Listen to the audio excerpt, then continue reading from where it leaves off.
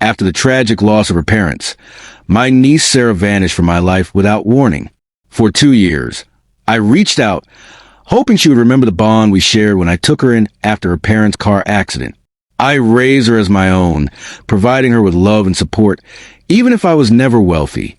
But she chose silence, leaving me heartbroken and confused. Then, just when I had started to accept that she might never come back, I received a shocking message. "Hey, I need the family estate transferred to my name." There was no greeting, no acknowledgement of our estrangement, only a demand. I felt a rush of emotions, anger, betrayal, and sadness. The estate was the only reason she had reached out. I decided it was time to confront her. I told her to come by the next day.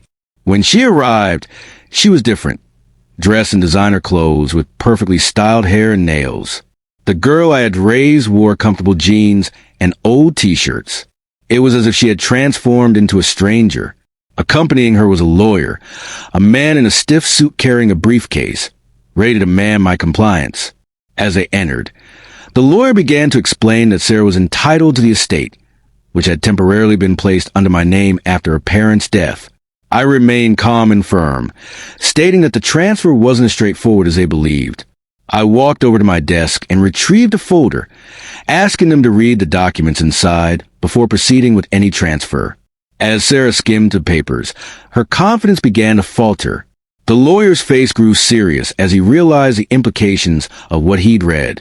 I revealed that these documents were an updated will, one that Sarah's father had drawn up shortly before his death, which stipulated that the estate would remain in my name indefinitely until certain conditions were met. Sarah's expression shifted from disbelief to anger as she clenched the papers.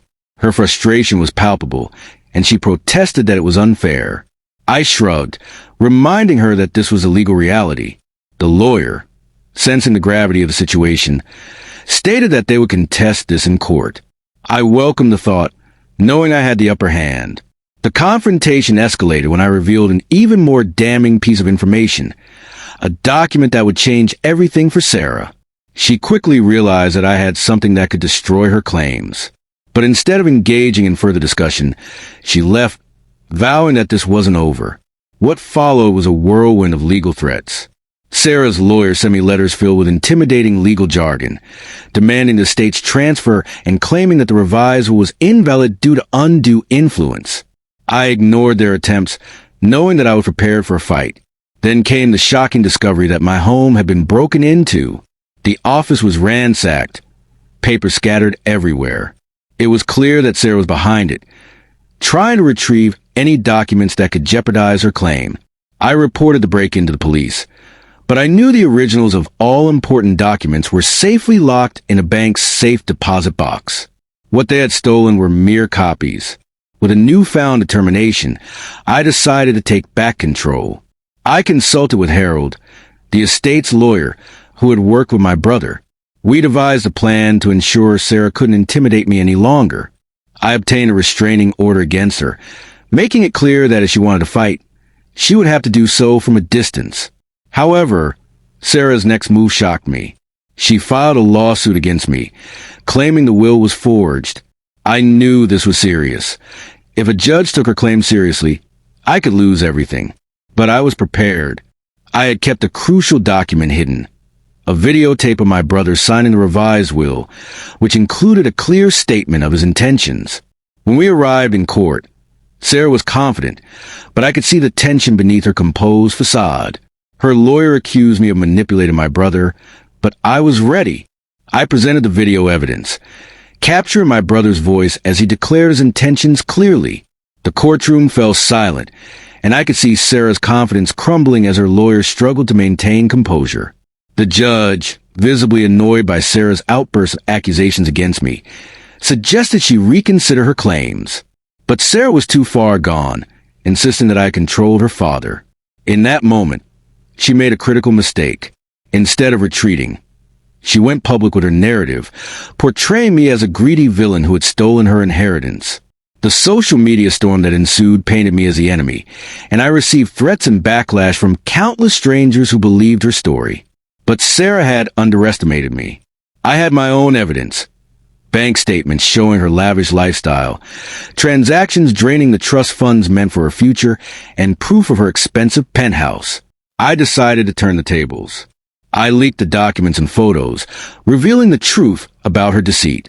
The public's perception shifted rapidly, and Sarah's facade crumbled as she faced backlash for her lies. As the bank investigated her fraudulent activities, her world began to collapse.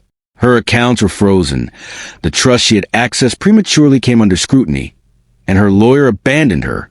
She lost everything, including her fiancé, who disappeared as quickly as he'd come into her life. One day, I heard frantic knocking at my door. When I opened it, there stood Sarah, a shell of the confident young woman who had demanded her inheritance. Her expensive clothes were wrinkled, her makeup smeared, and her eyes were filled with desperation. She charged past me, accusing me of ruining her life. I felt a mix of emotions, sadness, anger, and a sense of relief. I reminded her that she had made her own choices, that she had cut me out of her life when she needed me most. She had turned her back on our bond, and now she was facing the consequences of her actions. Tears filled her eyes, and for the first time, I saw genuine fear. She pleaded with me, but I stood firm. I couldn't fix what she had broken.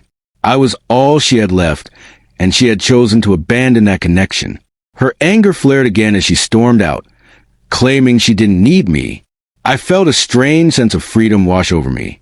I had done what was necessary to protect myself and honor my brother's wishes.